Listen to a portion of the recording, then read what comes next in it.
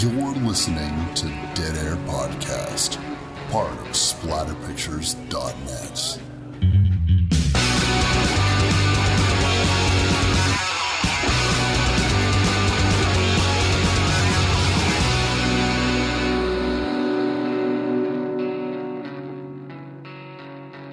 What's up, everybody? Wes, Dead Air Knipe here with Always. Typical Lydia. Today's show, we're going to be doing the 2023 circuit film, soon to be released. By the time you're listening to this episode, it will be Doctor Jekyll. Ooh, I was wondering what sound you were going to pick, because there's not a lot to choose from, except for like mutterings of a mad woman in the dusty attic, you know. I will tell you the sound that I was most enamored with this film, to the point I listened to or watched this film on my PC, which is not something I normally do because I got too many bells and whistles to distract me from film watching. So it could be difficult for me to pay attention to a film when I have other things that I could be doing. It's kind of a struggle. But since I listened to it on my PC, I have my big canners on so I could really enjoy the sound. And this sound, the continuous tump, tump, tump of Dr. Jekyll's cane on that floor just tickled my brain so right.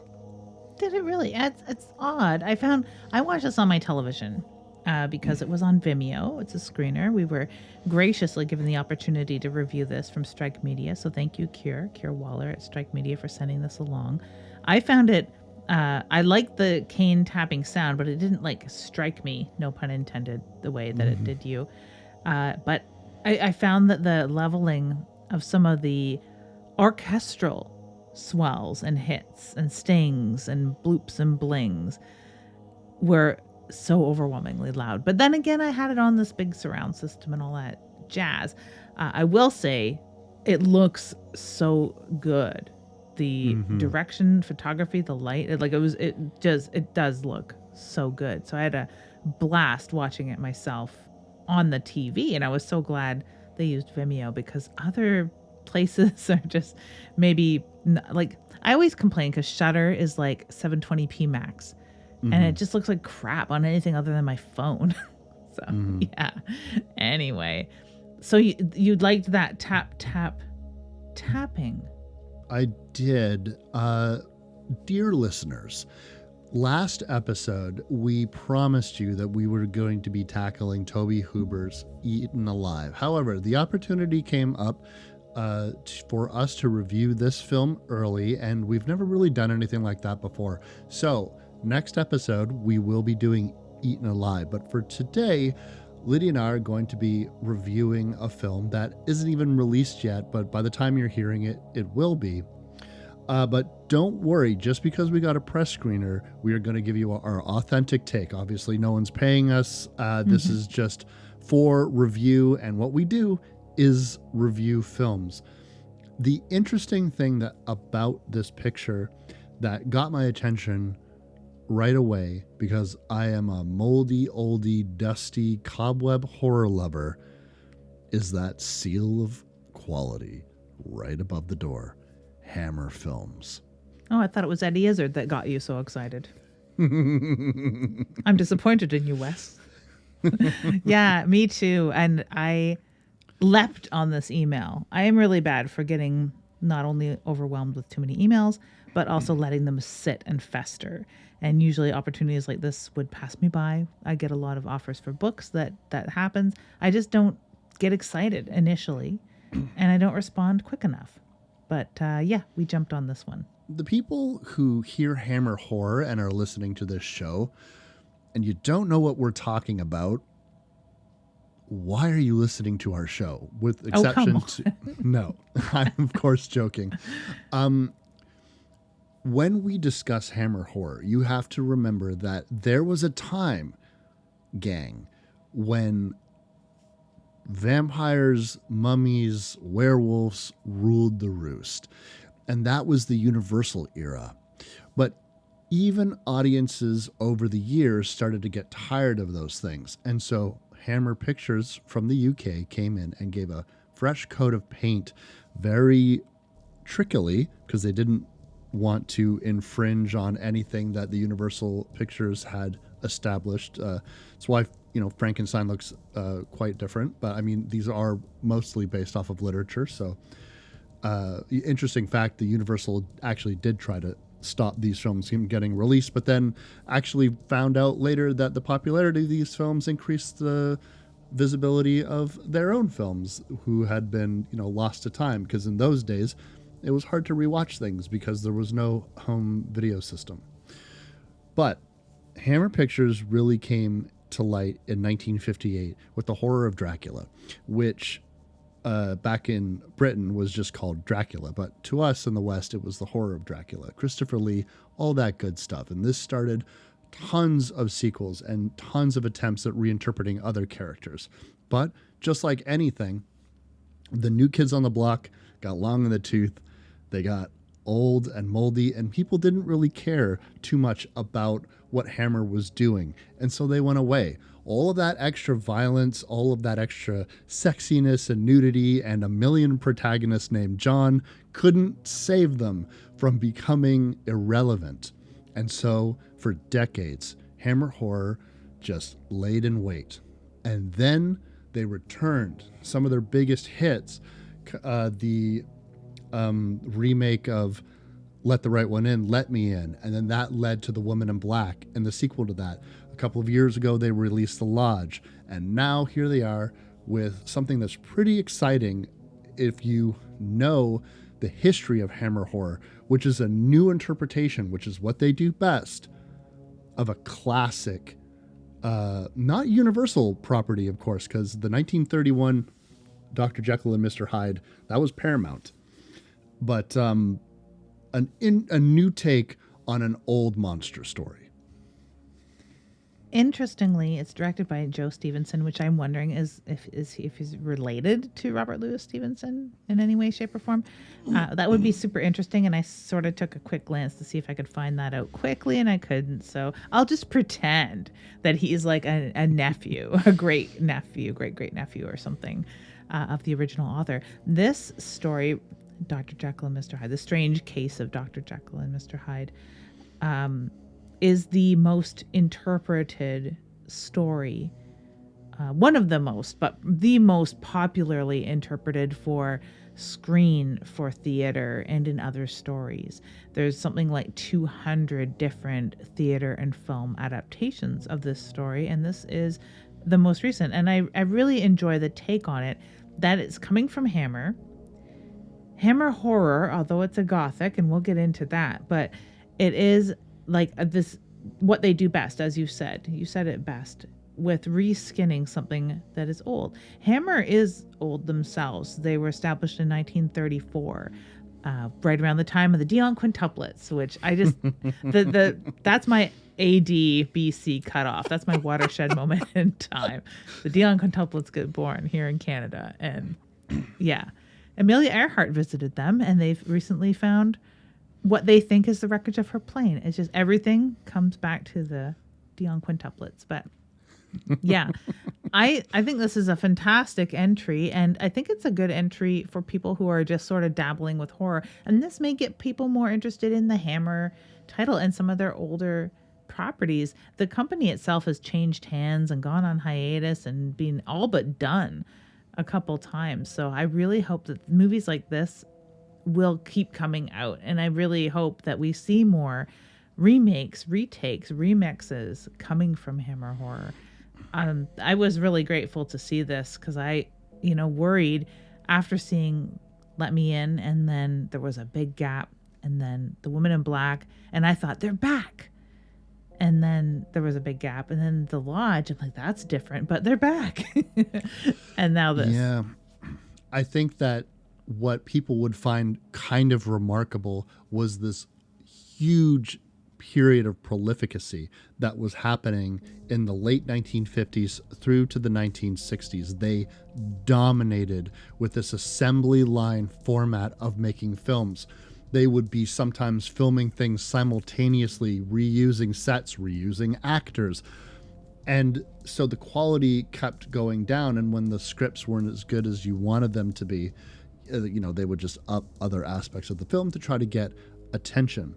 I don't think we'll ever get to that point again, but I certainly thought when we saw The Woman in Black, a film I adore, I too was waiting for, okay, so we're probably going to get like one a year. Probably. It's probably going to be a little bit of a Hammer tradition. That movie came out in the wintry months, January, February, March, and maybe we're going to get a yearly Hammer horror picture. And that didn't happen. But there's something that gives me hope, Lydia, that maybe we're kind of moving in that direction. Because I don't remember if they did it with The Lodge, but they had that little flippy, almost like it's a Marvel movie banner for Hammer horror, where it showed, Christopher Lee and stuff from the Brides of Dracula and Twins of Evil and all this kind of stuff. And it got me, they like fetishizing your studio's history is exactly what you fucking want to do to get people like, oh my God, like it makes it feel important. And I'm hoping that just wasn't a one-off decision. I hope that this is a sign that they have big plans for more stuff, because I would love a new vampire movie from Hammer. Like you can make it modern, have your gothic leanings, but it doesn't need to take place in like 1860. Like it can be like this. Like it takes place in an old mansion in the hills, but it's modern times. They know what to do with cell phones. I give them a lot of points for that. They use them effectively in a story that has old trappings of old Gothic stories. They don't, stomp on those conventions at all, and they don't have the modern day dominating the story. And they do have a really good balance of that, and I'd love to see more of that going forward in any kind of storytelling. I really do like that. But yes, I think there was an intro, much like the Marvel flippy thing with the different comics that we all know and some people loathe and some people love. That sort of intro did catch my eye as well, and it got me jazzed, it got me amped. And I think that there's a similar one, maybe not as cool, at the beginning of The Woman in Black, I think, but I could be mistaken. I'd have to rewatch it.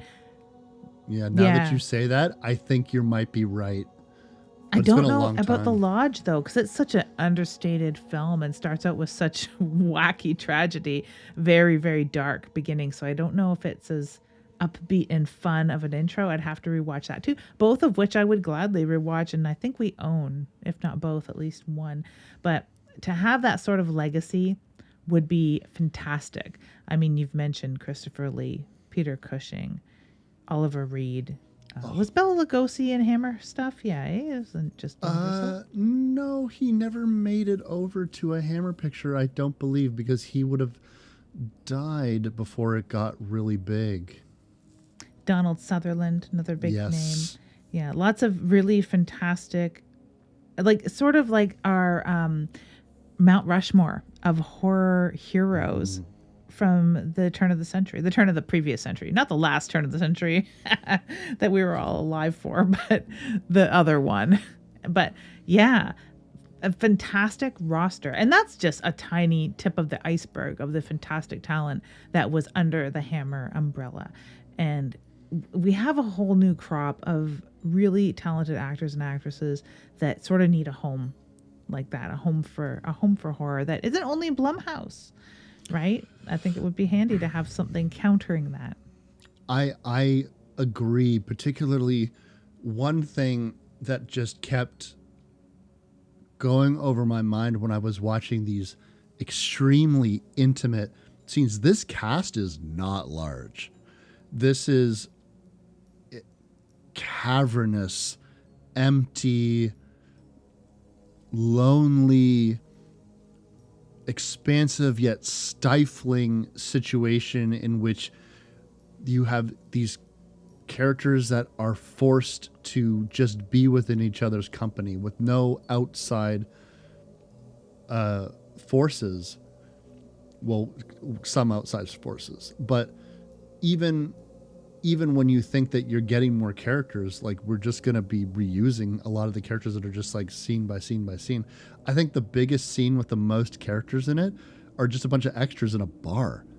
Everything else is just two characters talking to each other, one character going through a large house. And what kept coming over me was, this is a classy bit of filmmaking. It's just classy. And like you said, the way that it's shot, it's so beautiful. And I just kept thinking, this is just what you get. Like when a production company that knows what they want, knows what their vision is, they hire a bunch of like talented British actors and they just say, okay, we're making a Hammer horror. And I was thinking, even a film like The Woman in Black, a lot of those scenes are like one guy. Yes, sometimes you'd have crowd shots in the town. Yes, Daniel Radcliffe goes to dinner, but man, so much of their work is just one guy, two guys. It's crazy. No, it's absolutely true. I don't think that this would have held up if it didn't have this sort of acting chops. And a lot of these people, other than Eddie Izzard and the girl that plays his keeper, her keeper, aren't like, everyone else is not big names. Everyone else is a not name, as far as I can understand. I don't recognize anybody. I didn't recognize anybody else. Yeah. I mean, it was seeing Lindsay Duncan, and I saw her as Sandra, the keeper, as I've referred to her as, sort of like the house master. I recognized her and I was like, where is she from? And I looked, she was the most beautiful girl, dolphin blue in the reflecting skin. And she's been in all sorts of other stuff, nothing that was on my radar except the reflecting skin. And it was so nice to see her again. It's like, not seen her in anything myself for quite some time. So I thought that was really cool. Other than that, there was not one known name, but very, very good acting. And of course, like I've said, the lighting and direction, the location, it really struck me right away after that beginning where I was like, oh yes, a Hammer film. I'm so happy to see Hammer again. Then we have, leafless dying trees in the vast countryside with a giant Gothic mansion and huge iron gates. I mean, what more do you need? I'm sold. It was broad daylight, though, Wes. A lot of this movie, very well lit. Too well lit, almost. Yes.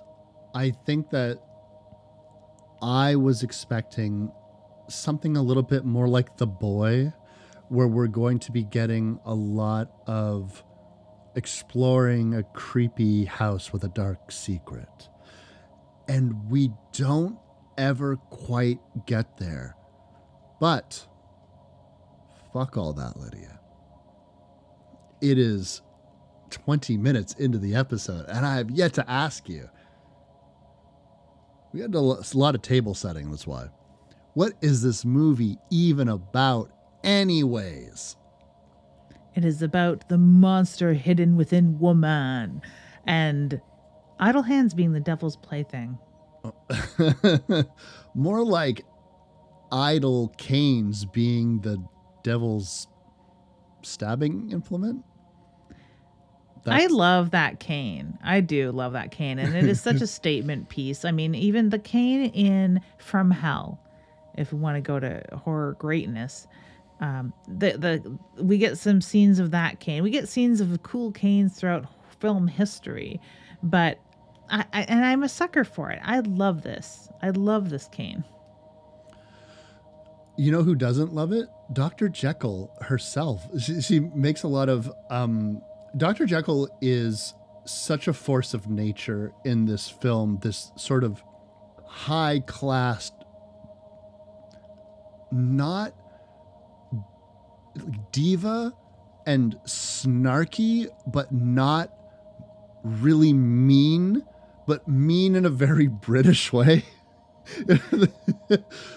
you know, from, higher stock, someone who would never directly insult somebody, but only show a constant mild disappointment with everything and anything in their surroundings that don't meet their taste. And the cane seems to not meet their taste. Well, I'd guess not. I mean, Eddie Izzard does an amazing job with Nina Jekyll being, I don't know how old she is, because Eddie Izzard does go by he and she, depending on the day and who you are, I guess. I don't know. He's not that picky. Also, they works as well. There's another named Susie that he goes by as well. And he's felt more compelled to be identified as Susie as he ages. I don't know how old Eddie Izzard is, but they exude this grand dame thing. And I love this take, sort of like, we're not talking about Eddie Izzard the dude. We're talking about Eddie Izzard the grand dame. Like, he's an older actor now. Like, it fits this role so very well. Not to the extent of something like the crazed hags of Whatever Happened to Baby Jane and stuff like that. The mother out of something like Brain Dead or anything like that. She's not as overbearing. And like you said, she's like snarky and cruel, but only in a very British way. Her vocabulary is stunning. I love her vocabulary. And it's not like words that are so completely, like Lisa Simpson, like unknowable words. They're words that we've heard before at the very least and have an idea what they mean, much like our other lead character, Rob. I think they've cast this very well. So we have this very stately woman in Nina Jekyll, Doctor Jekyll, if you will, who was a psychiatrist in the day and has been resting on her laurels all of this time, doing God knows what up in her mansion that everyone in town seems to know about and talk about and have rumor mills about. She hires Rob, this I don't know, sort of like underwhelming millennial dude that's recently out of jail and has a daughter he's never seen. So he's like a deadbeat dad-ish type guy who's trying to make things right. And it's just such an odd pairing, but works so well. Like, I'm very taken and very, what's the word? Like, they sell it. I really believe. It was really easy for me to suspend disbelief in any other way, or even in the real world. I would see these two people together and be like, this is straight out of central casting, as people say, when it's not really selling it, but they sell it. And it was easy for me to suspend disbelief to believe that he would have landed this job, and he was perfect for the job, as Nina had said. Scott Chambers plays Rob, and he exudes this nervous crab on hot sand quality. He's got nervous leg syndrome. He stammers on his words. The conversation between Dr. Jekyll and Rob about the naming of his daughter, where Dr. Jekyll assumes that he named her Ariana after this Greek myth, and Rob, it's the pop star, Ariana Grande. That was, and the reaction of just, in the midst of him blowing, he thinks, this interview that he has. The only thing that I will say is he seems so nebbish, if I could use a word that might show up in a Hammer film. It's hard to buy him as a criminal.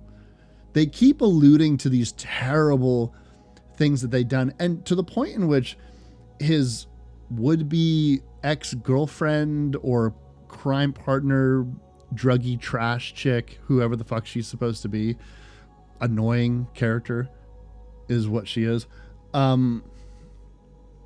keeps alluding to the fact that she's like, I've got more that I could bury you. And you're like, what? Like, so he went to jail, and there's things that authorities don't even know about. Like,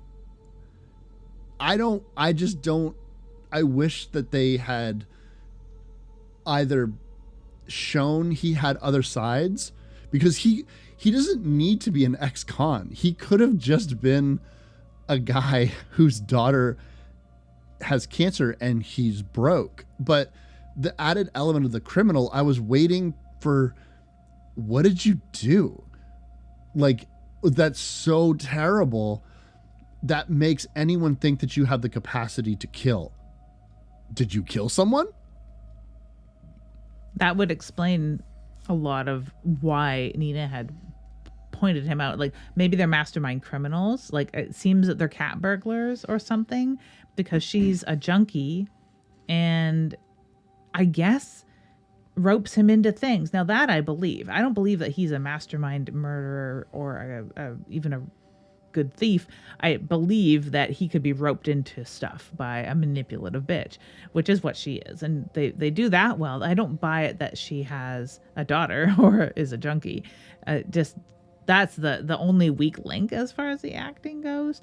Like, she does her job for the few times that she's on screen, for sure, but I don't buy it. I do buy that he is easily manipulated, obviously, because he's manipulated by Nina from the get-go.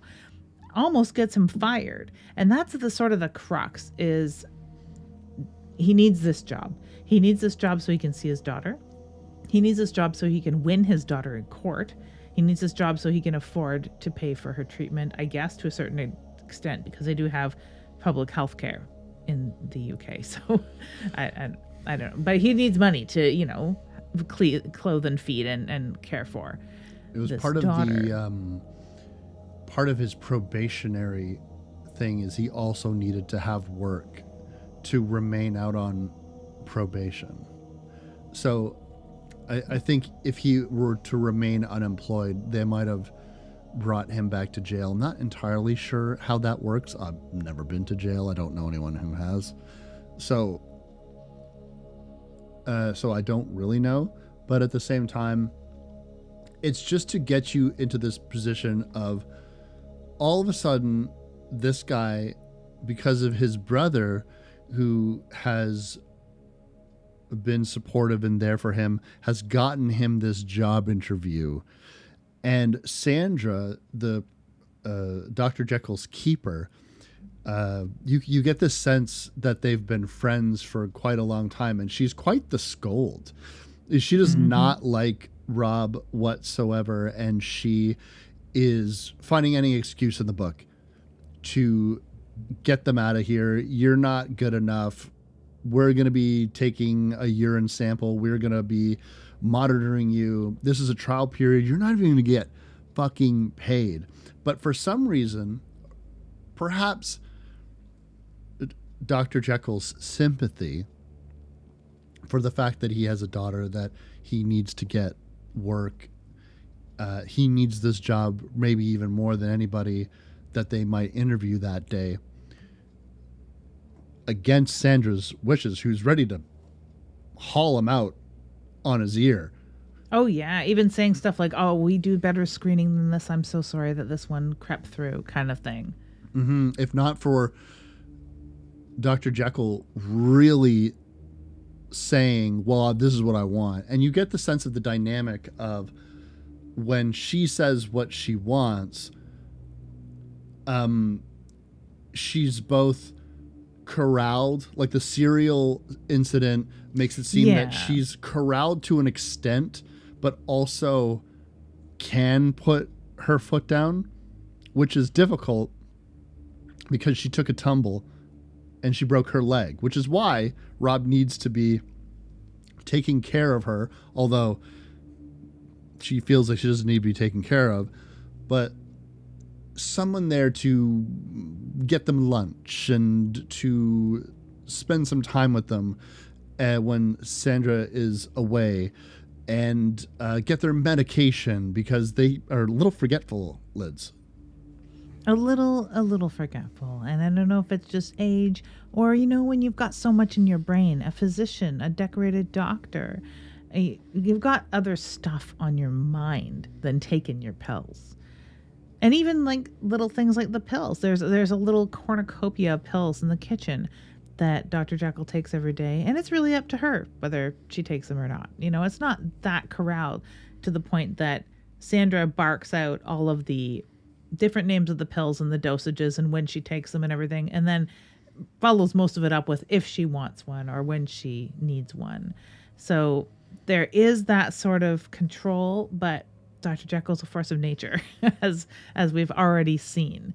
Gets what she wants and knows what she wants and demands it, and can be a little bit unpredictable, I suppose. It seems as though the moment they're alone together, she is almost like a parent is out of the room. Okay, so this is how we're really going to be doing things. I want you to first change the security systems because, I don't want to know what they are. So just come up with a password yourself. And since Rob doesn't have access to his phone because he was given explicit instructions that during your on hours, your cell phone is to be in your room, no exceptions. And by the way, they're monitoring this whole situation. So they'll know. And turns out they do know because after Dr. Jekyll has given him one of her watches to wear, because he doesn't know, like most people, I don't have a watch on. I got a watch over there, but I never wear it because I have my phone. What do I need We've gone back to pocket watches. I think about that all the time. Like sometimes you see like this like old guy from like 1860 and he's like, let me look at my pocket watch. And you're like, what an old timey fucking guy. And I'm just like, I have a pocket watch. I'm just like, let me check the time. It may as well be on a big gold chain in my breast pocket. That would be amazing. They need to make round gold giant phones on chains. Dude, I've gone back to wearing a watch. I don't like wearing watches, never have liked wearing watches. I went to a youth thing, like a nature therapy thing when I was younger, and they took our watches away, and I've never wore one since until recently because I don't want to have my goddamn phone in my hand. Samsung's coming out with a ring, and if the ring will tell me the time, I'll stop wearing the watch because that would be so cool. But oh yeah. I'd have to time on a ring. I used to have a ring that had a little clock on it when I was much, much younger. But yeah, we are going backwards in time in that respect. And as a viewer, they do this really well. We don't think much of it. He's got some tasks. He has a task later that is trimming the hedges. And I'm like, I doubt Dr. Jekyll ever trimmed the fucking hedges herself. Like, seriously? Maybe she did, but I highly doubt it. But checking the security stuff, making sure the security's on, disarm all the alarms, make sure all of the sensors work. Need a watch because we got to have lunch, right? So you need to know what time it is. Here's my watch. We don't think much of it. It seems all pretty natural. I'm not sitting on the edge of my seat going like, oh, he's setting him up and oh, Dr. Jekyll's getting him fucked. Well, Lids, if you're not feeling the horror, if you don't feel the tension, if you don't feel the deep darkies creeping into the back of your soul, could I interest you in some loud noises? Oh, I would love some loud noises to go along with the bright daylight, please. So there's this thing that this film does, and I've noticed it in The Woman in Black, and I really want to go back and watch The Lodge because I wonder if they do it in the early stages of this film. But there is a tendency in modern Hammer films for them to do scenes that are not jump scares. This is not a jump scare. It is not a jump scare to ask someone if they want lunch. It is not a jump scare to turn your head dramatically in a direction while the camera remains fixated on you. However, if you just slam your fucking fist down on some piano keys while doing these things, maybe it might seem like a horror movie. In The Woman in Black, it was the scene that always thinks where Daniel Radcliffe is looking out into the fog, and all of a sudden his carriage driver is there, and he's like, "Where were you?" Whom. And in this, Dr. Jekyll actually just comes up behind Rob. Whom. Lunch? And then later she's walking in the hallway and she turns her head. Wham! And I don't like this. I think it is, jump scares are cheap enough. Okay. It is bad enough. Like, you know, you open up a door and a cat was in the closet, and why, to startle you. Like, no one ever talked about a cat before that. No one's ever going to talk about the cat after that. That cat was there to go, and this is even worse because it reads to me that they were watching this film back and just thinking, this isn't very scary. There's nothing really horrific going on. I don't know, make some loud noises. Do you think it's like an injected ironically? No. There is no drop of irony in Hammer films. They take themselves so fucking seriously, dude. And that's not a bad thing. But if there is a studio that embodies taking yourselves fucking seriously, it's Hammer Pictures. And there's no way that they would wink at the camera and be like, this is good fun, isn't it? Watching a scary movie. They're not doing that. Like, it is, and if it's not interjecting those noises into the scene because they feel like the scene completely is devoid of tension, which it is without those noises, then you're doing it wrong. You needed to, like, kick out the class and let's get a little sass. If you could you want to film a cat? Dr. Jekyll's got a bird, but you want to film a cat just like, do that. At least I, as the audience, will be like, that's intentional. They filmed that. That was them on the day filming scenes saying, this will be fun to scare the audience. The stinger is them weeks, months later saying, this is devoid of tension. We need to do something. That's how it reads to me. Which they could have tightened it up a little bit. On one hand, she has a jump scare in her hand. It's called her cane. And when it thumps on the ground, it can scare the shit out of me. And they could even cut to a shot of her hand on the cane, which they use quite often. And it wouldn't have been overstaying its welcome to use it again there. And they might have. I just might have not noticed because I was paying so much attention to the orchestral sting. But yeah, she has a percussive instrument that is terrifying in her hand, which would have worked very well alongside the word lunch. Not long after, they do shift the lighting, because I've not been ragging on the fact that it's shot in broad daylight and we remain in broad daylight for almost all of the beginning of this film quite enough. I dislike it. It needed to get dark sooner. We don't stay at night long enough either the first night. And we don't have enough of that moody, dimly lit hallways. This house is a mansion. It is a labyrinth. It is full of huge, long, dark hallways that seem to be too brightly lit. And I guess if they have those solar pot lights throughout the house, there's no way to combat that other than covering them or closing them. But it is so brightly lit. And then we get the one shot or a few shots of this gorgeous Hammer-esque horror movie chiaroscuro lighting where things have got almost Rembrandt levels of masterful dark and light on film.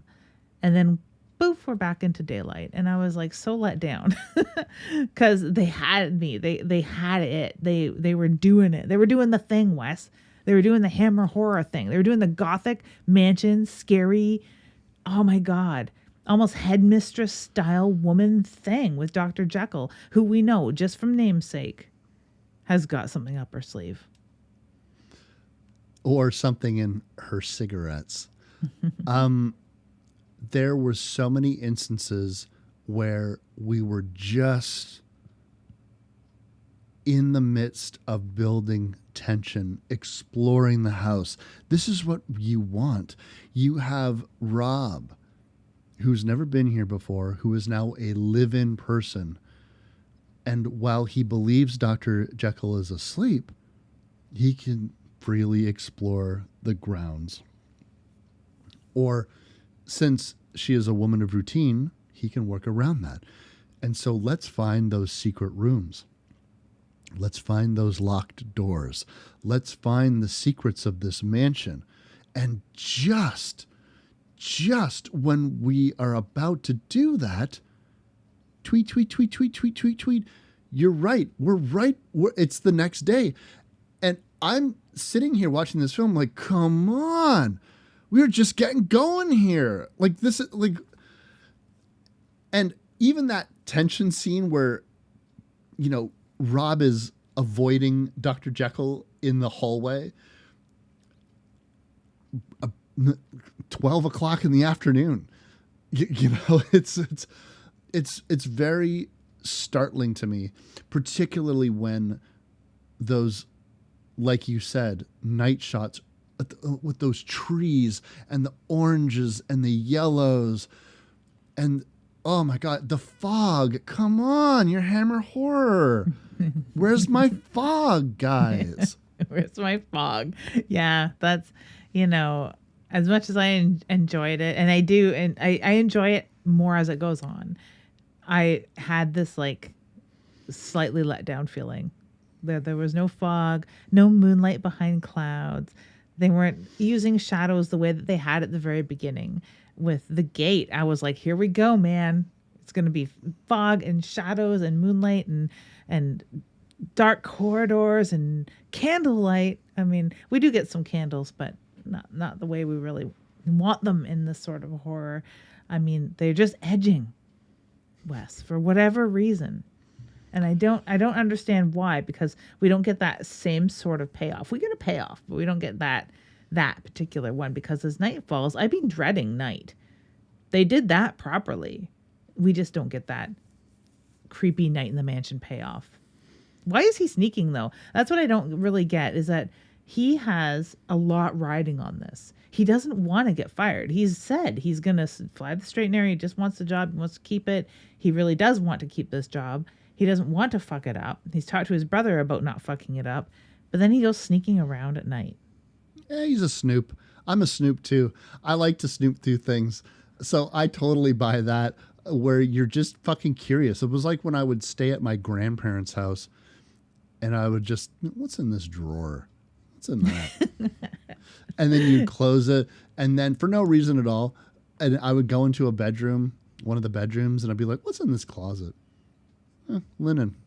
And so I totally buy that. I like to go through things all the time when I was a kid.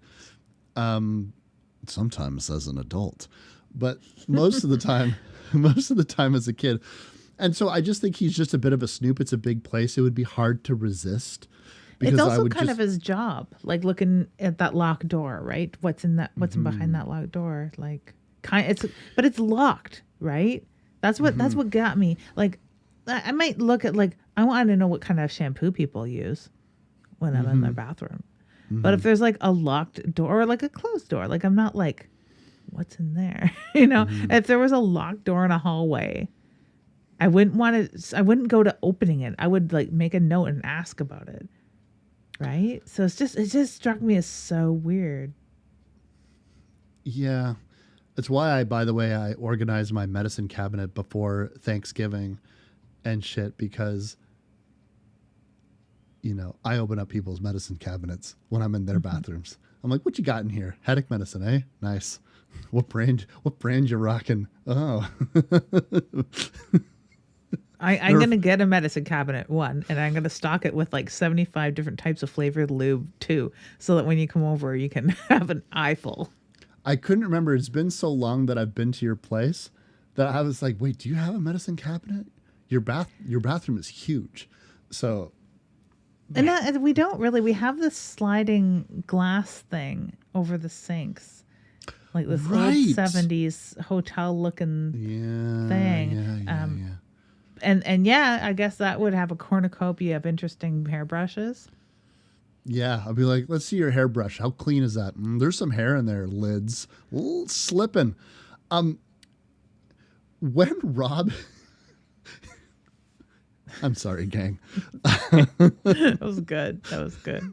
Because like I'm thinking, oh my god, I haven't cleaned it this week. You're gonna. It's like cut to you're going to go to your bathroom after we're done recording and pull every little hair out of that hairbrush and be like, "There you go, Wes, you son of a bitch. You're never gonna catch me slipping." It's true. Everything else is pretty neat and tidy in the bathrooms, but yeah, my hairbrush, I might have a few strands. Every time Rob leaves the house, he is the talk of the town. And by talk of the town, I mean the talk of one woman who seems obsessed with him. This is what happens, Liz, when just like an old English countryside, you have a bunch of villagers in the town of a billionaire.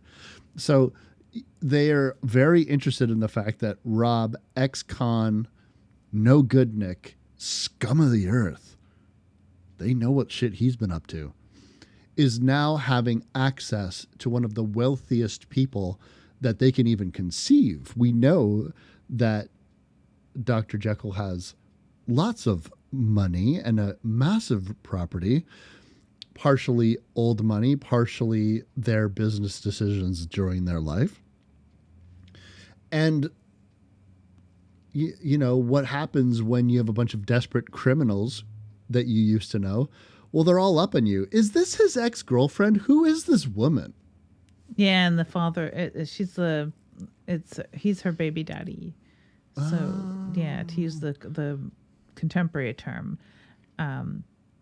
yeah, she's that girl. She's the mother of the little girl with cancer who's also had the daughter taken away from her, but doesn't seem to be so worried about getting her back, unlike the father, Rob. Yeah, that's who she is. This story, it does have a contemporary spin on all of it, but it is so rooted in such a classic Gothic idea of the common person, the sort of rags to riches. The pauper is in the prince's house, and Nina being the madwoman doctor up on the hill in the mansion, and all us commoners wondering and spreading rumors about her probably for decades, generations probably, sitting in the hub and wondering what goes on up there at night with the green lights coming out the dormer windows or whatever. I read recently the Riley Sager book, The Only One Left, which has this sort of idea. It's a girl who has a shady, almost criminal edge to her past, her recent past, and she's hired on to take care of this very rich aristocrat who no one has seen forever. And I don't think Dr. Jekyll goes down to the local pub and slams a few pints with the locals. I really don't. So they probably haven't seen her for a long, long time. So it's that same sort of idea, and so rooted in the Gothic, like madwoman up in the crazy mansion overlooking the town, and the town goes on without them, but goes on making up rumors about them. So the weird junkie girlfriend who's lost her daughter and doesn't care is more interested in her ex, who has a job at a house that must be full of valuables. There must be a safe up there full of money. Yes, there must be. And Rob manages to get away from her, basically tell her to fuck off. This is not the life that he wants anymore. He's trying to stay on the straight and narrow. You know, his brother got him this really convenient job, and because of some misunderstanding with Sandra, they've gone past the trial period. He's getting his money. He could have walked away and gotten his $3,000 a month for 3 months. A large lump sum could go a long way of helping him out, or he could stay on, and he chooses to stay on. And Sandra goes away forever, and it's left with just the two of them.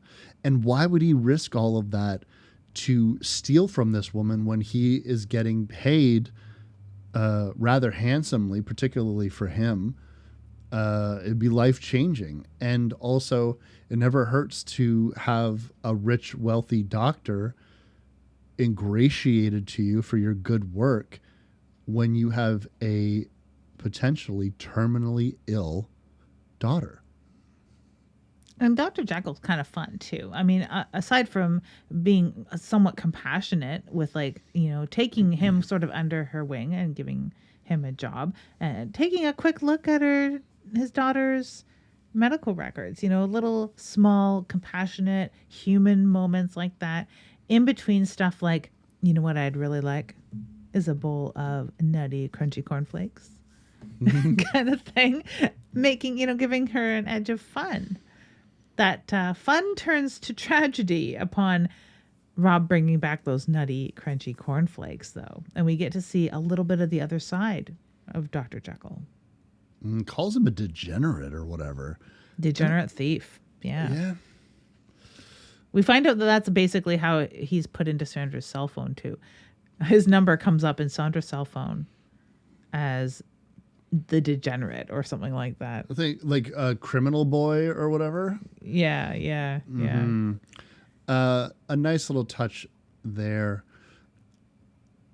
We are getting on in years, Lydia. We are getting on in this picture. And I just keep asking myself, aside from the loud musical stings, aside from some tense conversations, aside from a chess game where, interestingly, we see another side of Rob who learned how to play chess in prison, was quite good at it. You see that the sort of like the nervous twitchiness go away as he becomes engaged in this game. And Nina is talking with him, telling him her life motto of 2 steps ahead. And, of course, defeats him handily. I'm not really seeing a whole heck of a lot of horror. Am I off base by thinking that the first hour of this film barely qualifies as a horror film? No, you're not. It definitely qualifies as a gothic or a drama. But horror, not so much.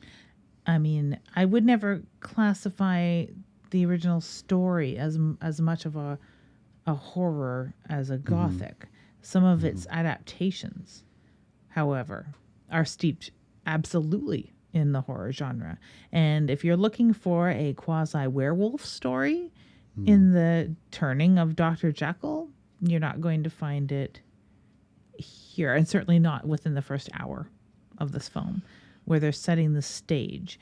And I wish that aside from going to the store, that nothing left the house from this point onward. I would like this to remain entirely in the house and rely on the claustrophobia and rely on the horror and gothic trappings. But they sort of straddle the line more so with drama, even outside of horror. Yeah, you're not off base whatsoever. And yeah, I am not the type of person who needs violence or any kind of thing like that in order to classify something as horror. I will champion non-violent, dare I even say kid-friendly stories, as provided that they still embody some aspect of what I consider to be horror, even if it is an ooky, spooky, family-friendly Halloween romp. I was like, okay, I kind of get what you're going for. When you're looking at Dr. Jekyll, The Strange Case of Dr. Jekyll and Mr. Hyde, the novella, you're right. It is far more of just a gothic, dark story.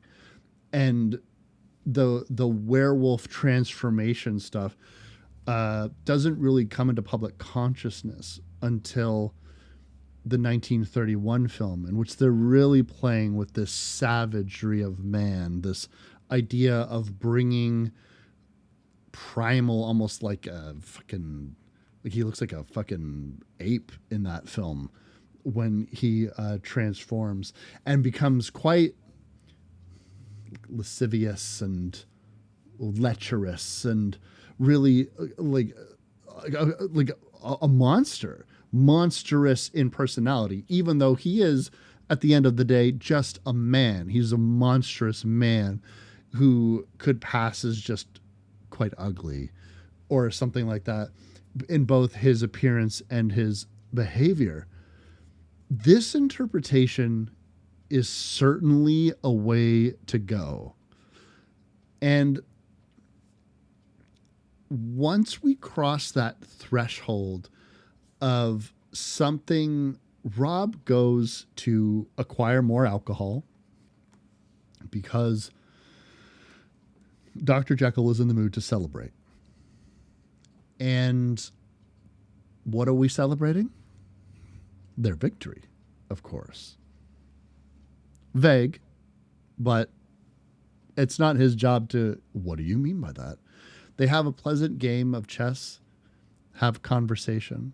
He goes to get some liquor. This woman shows up again at the bar to the point in which I was just like, man, it's like the only reason to get this character out of this mansion anymore, which breaks that idea of crossing a threshold into a world unto itself with its own rules and logic and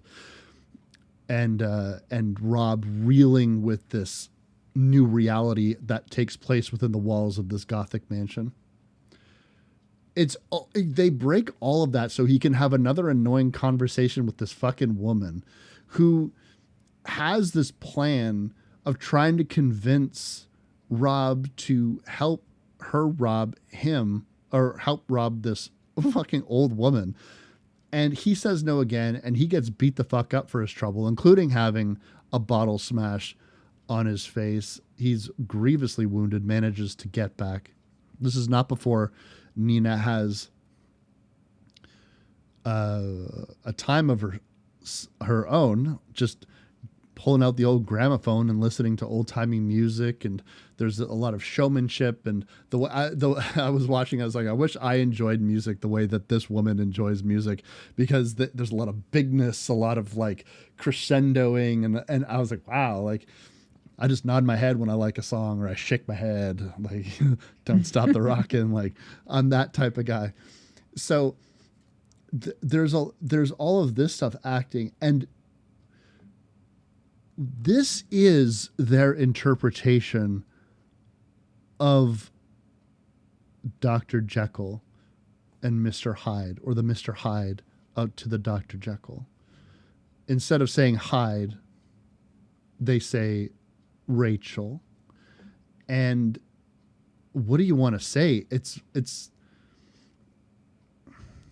subtle. Barely modulating. If you are waiting for claws or green skin, or even something like even the interpretation that like Russell Crowe did in the Mummy remake film, is like, "Oi, everybody, it's me, old Eddie Hyde. Chip, chip, chip." Like you ain't getting any of that. Like, or the British short series, I think it was like 6 or 8 episodes of Jekyll, where he just gets sexy. Basically, he gets brash and sexy. That's what happens. Yeah. What was that old Backstreet Boys video where someone's doing a Dr. Jekyll and Mr. Hyde, and he's all hot, and like one side he's like a man, and then he goes like this, and it's all like green. He almost looks like a Swamp Thing, but I guess he's supposed to be a sexy thing. That was very formative when I was a wee lad. Backstreet Boys, my God, that is more scary than this. I'll tell you that much. Okay, there was more ooky spooky Halloween stuff going on in that Backstreet Boys video. I'll tell you that much. This performance is barely modulated. It would almost just seem like they are just, there's a lot more largesse around the way that they're talking, but it's not visually or performatively very interesting, because I liked the catty, dry, lexiconnal version of that character. And then this just seems like they're drunk almost, but like buzzed. They're not trashed. They're just kind of they had some alcohol. Us as the audience is not supposed to know what's going on just yet, but I don't know, man. Like I found this like, call me puerile. I found this very disappointing.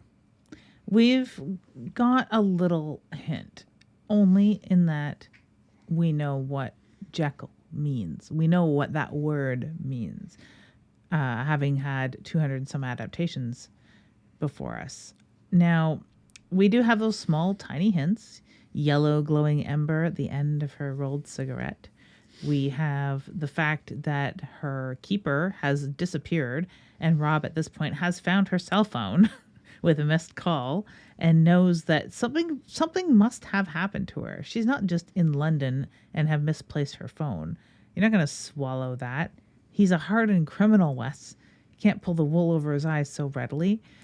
He's now being like beat to hell, right? But having that juxtaposed with her dancing around because she's drank almost a whole bottle of whiskey and is smoking whatever is in her cigarette, it doesn't work for me to mean that she's evil. Even though we have those things, she's smoking some sort of drugs that have affected her. She's drunk and maybe killed her keeper. Maybe. Whether we know what Jekyll means or not, those things are true. And they're not leaning into them. They're not leaning on them the way that she leans on her cane. They're not even using that at this point as much as a weapon or a tool of oppression. It falls to the ground. Rob helps her by picking it up for her. Like that's the extent of the use of the cane at this juncture where we're expecting something to start creating tension again. It leads into a very rushed last half hour. And I wish at a movie that's only about an hour and 27 minutes long, I really wish that you cut down a lot of the first hour and expanded on the last half hour, or included more elements and mystery into the first part, because I feel like there's just not enough mystery. If you want to do an Agatha Christie style Gothic mansion mystery story, can we have more scenes where you're trying to uncover? But they don't do that. Nina is going to expo dump exactly what is going on in 5 minutes of this film's entire runtime. She is going to explain her backstory and what she wants Rob to do within 5 minutes at the hour mark of this film. And then we essentially have 20 minutes to wrap it up. I'm sorry. I do not think that is paced properly whatsoever. Nope, it's not. And I really wish that there had been some more of the original Dr. Jekyll mentioned in this, and pictures around the building. We have a painting of Nina that lords over us. We have the painting of the cruel dog that has killed a rabbit in his bedroom. We could have done with some more Jekyll legacy going on in the house. I would have really appreciated that, especially when we have all that real estate to play with, no pun intended. Like, it is a massive mansion.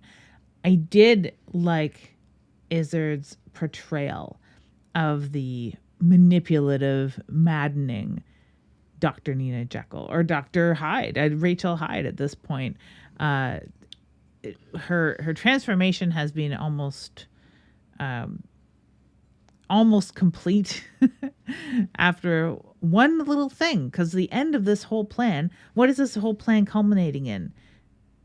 Rob needs to be there while Nina kills herself. You think she got that limp just naturally? No, she broke her leg trying to hang herself, Wes. She knew that he was going to be receptive because of his criminal past and because of the desperation of trying to help his daughter.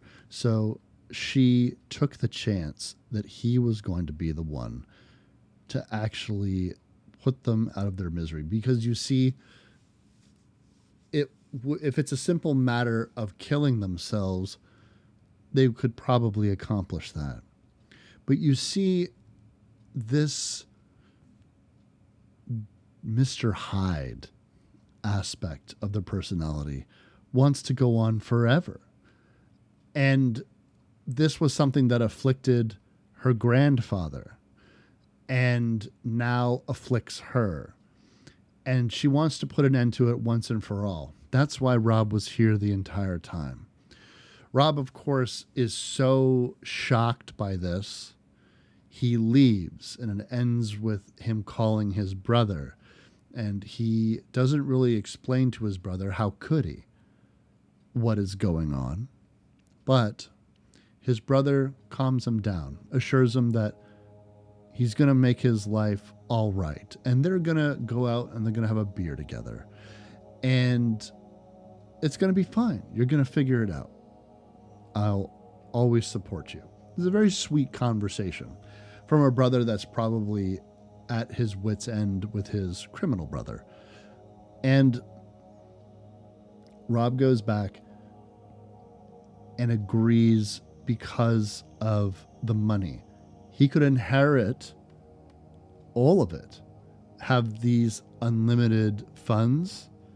He could turn his life around, become one of the richest people in the world. And with that money, in theory, give his daughter the best fighting chance for survival, which is really what he wants. Unfortunately, we have the mother of that child coming in to mess everything up, absolutely everything up. Now, what did you think of the scene, though, before she busts in? We have Nina with the knife. She's a doctor. She knows where to put that knife. And she's like, all you have to do is be here to make sure I go through with this. You just need to be here. I've got a suicide note that don't go in my room. It's there. Let them find it. I've got this letter for you with instructions, which turns out to be the deed to the property and her inheritance and everything. But like, all he has to do is just make sure she goes through with it. It's like the samurai of old. You were going to commit seppuku.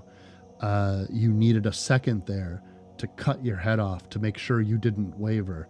That's what Rob is supposed to be there for, the second, to help Nina if she were to waver. And she does. And as he has his back scene, it's quite a lovely scene. I like this a bit. No, I will never say that the people in this film can't act. They're all fantastic actors. Mm-hmm. And I believe the scenes. I feel the emotion in the scenes. I have no problem with the scenes that are presented on film. My problems are with the scenes that aren't in the film. Let's just say that. And when he drives helps Nina do the finishing blow, well, his ex shows up along with another attacker. Now, everyone's wearing balaclavas. We know her because she's the only woman under 65 in this entire fucking film. Entire town. And we've seen this character already. We know what she wants. They're kind of flabbergasted that she committed a murder. It's like, listen, I know that we're here with guns and to rob this old woman, but you're crazy. You just killed this person? That was very funny to me. Like the criminals, like trying to help this woman that they're here to rob because murder is a step too far. I suppose that does make sense, that just because you're a thief doesn't make you a murderer. That is two very different levels of crime. So but it's just something that I don't think I've ever seen in a film quite like this before. And watching movies, being aware of stories, the only reason why you have outside characters continuously be characters in a film that really should be a bottle is so they can show up in the third act and fuck up some well-laid plans. And that's precisely what they do. Or is it? Or is it? Within 10 minutes, we'll find out what it actually is. But at this point, we see that Nina is exhibiting signs of recovery. She hasn't killed herself. She's choking. She's getting up, and the girlfriend, wife type person, Maeve, is screaming, "Where's the safe? Where's the safe?" Because they've been told there's a safe there. And she's like, "Who told you there was a safe here?" Like, okay, it's right there on the floor, conveniently in this room, which is handy for us because we don't have to go anywhere. So she gets to digging through the floorboards and opens the safe. Somehow knows the combination already. Mm-hmm. And opens up the safe to find what? Nothing? Basically nothing. Where's all the money? And then she said, "Oh, maybe the little piggy took it." Piggy referring to Rob. We think that, or we know that shit is about to go down, and sure enough, it does. Maeve gets her throat slit for her trouble, and the other balaclava person in one of the weirdest reveals that makes sense but also doesn't, and I'll talk about that in a second, is when that balaclava is pulled off. It's his brother. And I suppose when I say the cast is small, there was 2 other dudes that beat up Rob earlier in the picture. So you would assume that one of the people with Maeve would have been one of these gentlemen. And for half a second, I just assumed that it was.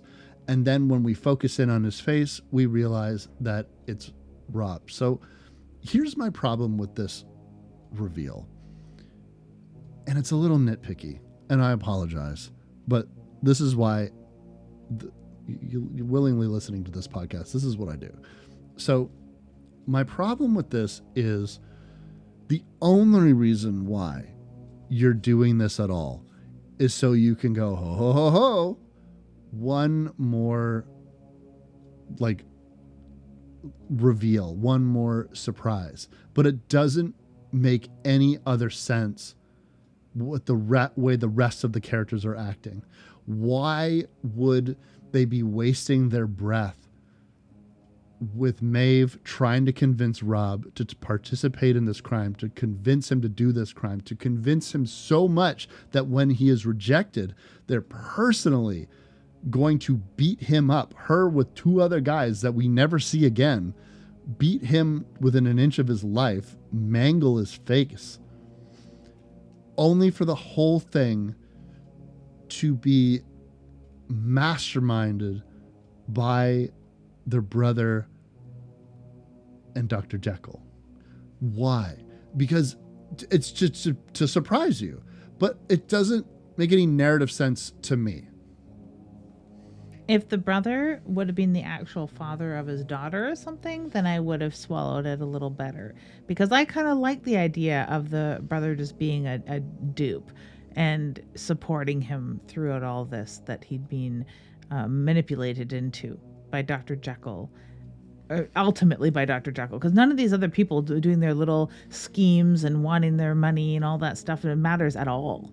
At all. Because the mastermind of all of this is Nina Jekyll entirely, and even more accurately, I suppose, Rachel Hyde, who is hiding within Dr. Jekyll.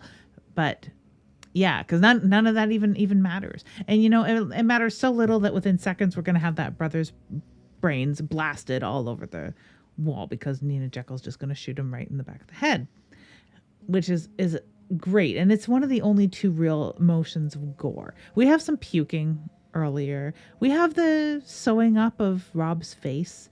Nina Jekyll's a doctor. Sandra gets the, I don't know if it's like a fountain pen or something into the neck that we see a very quick, tight shot of them being murdered. The most classic horror thing that happens is when the big reveal of this locked fucking door and we open it up, and what's inside of it? A room that looks like it hasn't been touched since the 15th century. And you're like, what is all of this? And then we're done with that room. Like, I was like, can the climax at least not take place here? No, we're going back to the drawing room. I don't understand Like, I don't understand why they're doing this. Like, aside from the fact that was it too expensive to film in other locations? Did they not want to wreck anything in that set? Why do you have this big reveal?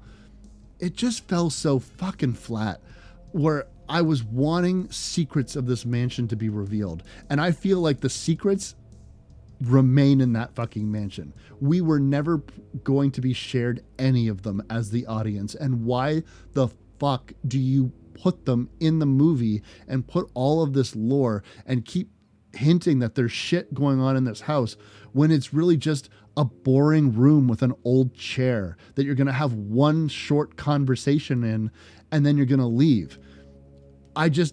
This drove me fucking crazy. And the fact that we come back on this idea with the brother, and believe me, this scene is acted well. Dr. Jekyll's great in the scene, like mocking and manic and the most monstrous that they are. And this whole point is I am going to get exactly what I want. In trope land, we call this a Xanatos gambit, which is no matter what the villain's plan is, there's two options and they win either way. And so if Rob refuses to do this, he is going to be absolutely screwed. And so looking at his brother getting his, if the brother was successful in what they wanted to do, well then fine.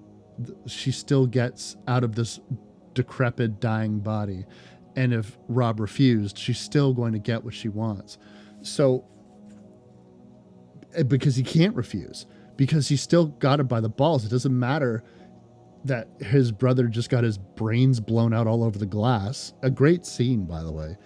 And so he is going to have to do this. But I have one question for you, Lydia. Why does this work? What is this is not clear to me why the cigarettes transfer consciousness. I thought that the cigarettes were there to suppress something or to keep the Hyde energy inside of you. But if he takes a toke from this glowing green cigarette, why does this work? Do you understand this? You're smart. You're smarter than me, man. I'm somewhat smart. I'm not that smart. I'm not smarter. And at the end of the day, I'm not as concerned about the story making sense. Fortunately, in that, I from what I've always understood about a Hyde, like it's a creature, we all have our own inside of us, and they're not transferable necessarily. And yes. I mean, it's like werewolfism. It's like werewolfism. It's like being a werewolf. You are your own werewolf. You're not transferring the soul of a singular werewolf around, like vampirism. The vampire is you. It is within you. You're not transferring the vampire. So I was taken aback by the fact that this is a singular Hyde that is transferred. And I don't know, maybe that idea could work. In that, if they had transferred something, a transfusion would have made a lot of sense to me at this point, to transfer the Hyde, not the Hydeism within us, the innate Hydeism. The toke would actually, in my mind, awaken the Hyde within Rob, which would make sense because we can't figure out how is he a hardened criminal when he's so buffoonish and so chill and so nervous. How is he a criminal? Oh, he's always had this in him.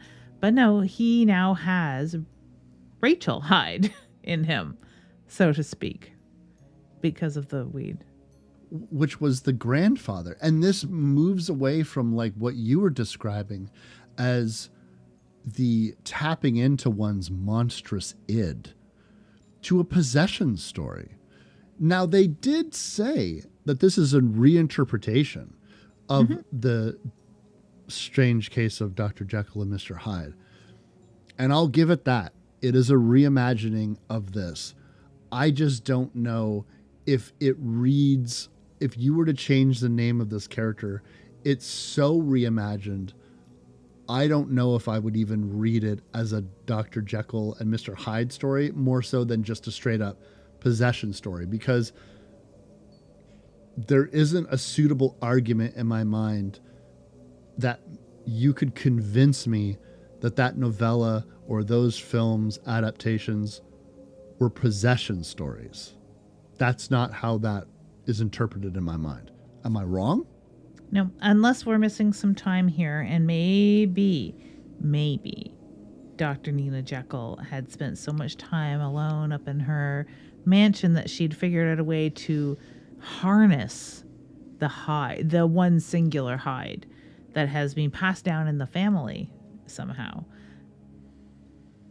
to transfer it out of the body so that it can continue living immortally. But that's not hinted. That's just me making stuff up, because we don't get any real hint of that.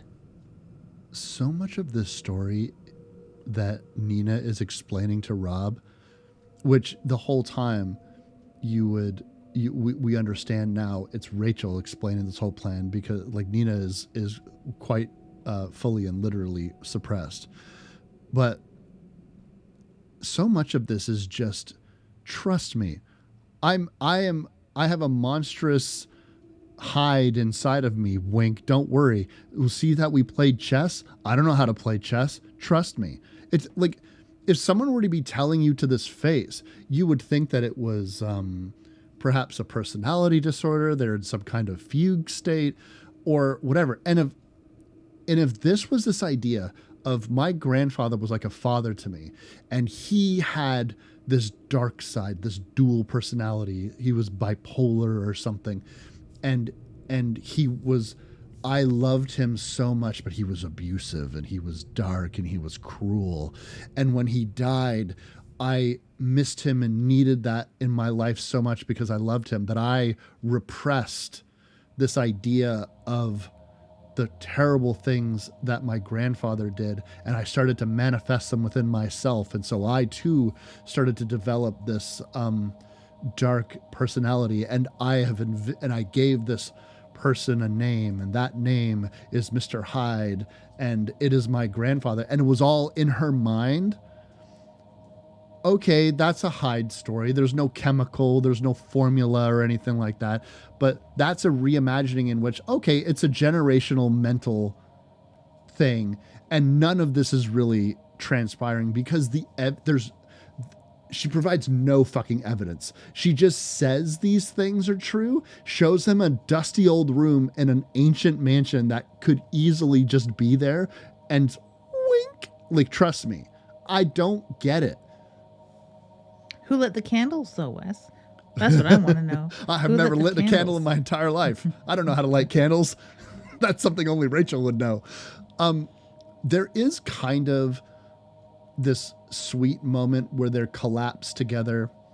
Nina finally comes to light. She has no idea. She doesn't know who Rob's brother is. She doesn't know what the fuck is going on. She's finally bleeding out because apparently when Hyde is in control, she doesn't bleed. And so they're sort of like laying together, and he wants to help her. And then all of a sudden he starts to twitch and morph and contort. And there's a transformation sequence of sorts. However, it is within his mind that this is happening. This is the entity of Hyde, Nina's grandfather, essentially, possessing him. And he looked kind of wormy and he's got long nails and shit like that. But again, that's not really happening because it cuts to what's really going on. And he's just going all over the place, and he delivers the final blow. And this, I don't doubt that Rachel Jekyll was 2 steps ahead and thought of everything. But the optics of a criminal showing up as a house servant and then all of a sudden the person you're looking after is now dead. They've signed over their entire fortune to you, but you're really good at business, so don't worry about it.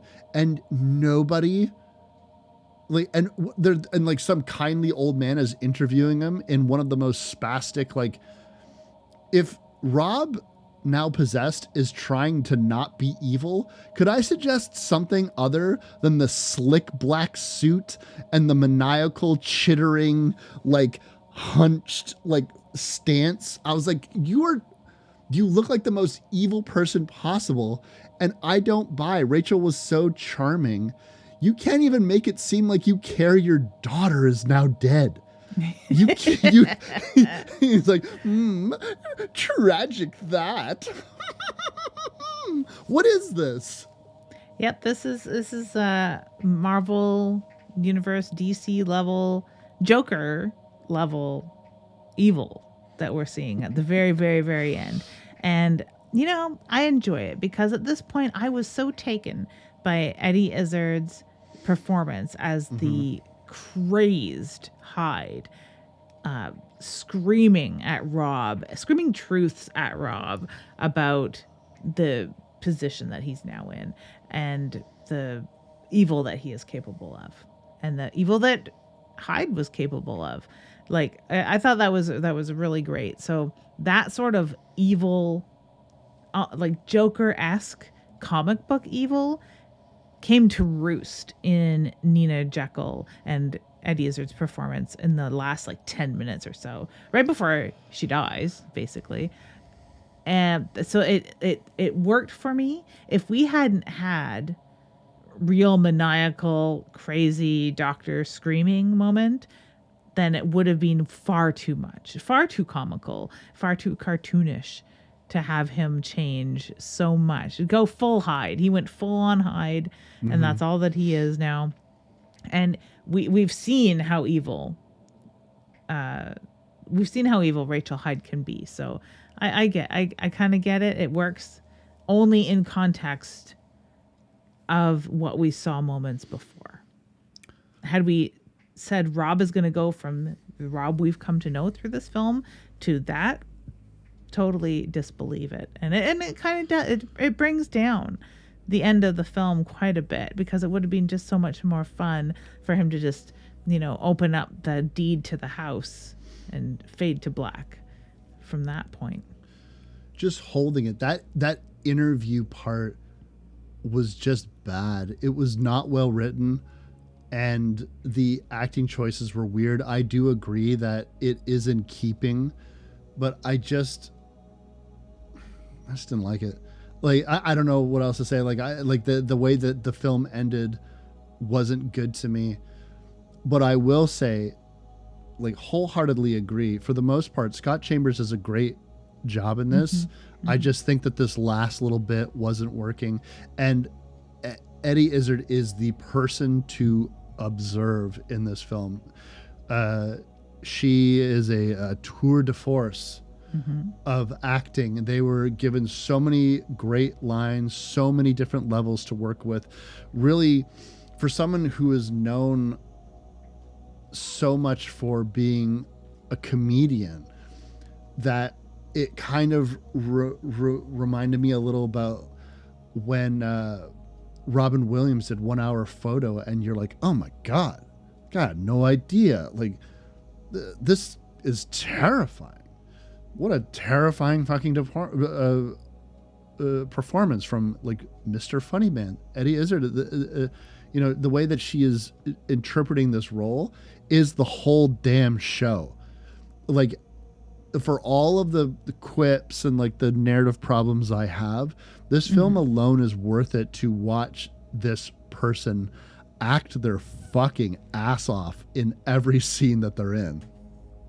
If you're a fan of Eddie Izzard, aside from that, if you're a fan of sort of this British tradition of really embracing a gender remix for decades, generations, quite honestly.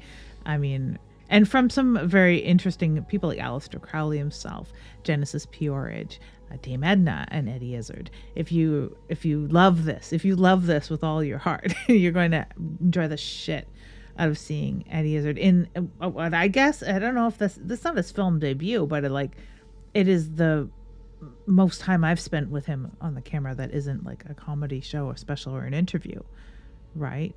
I think this is his biggest role. Is it? I don't know. I would say so. Yeah. Well, and wonderful. I love Nina as a character entirely. So yeah, he is the person to watch for this entirely. And also to watch Hammer. Like, I think that's what also gilds it here for us, is that we got to see yet another Hammer horror picture, which we don't see enough of. We want to see more of.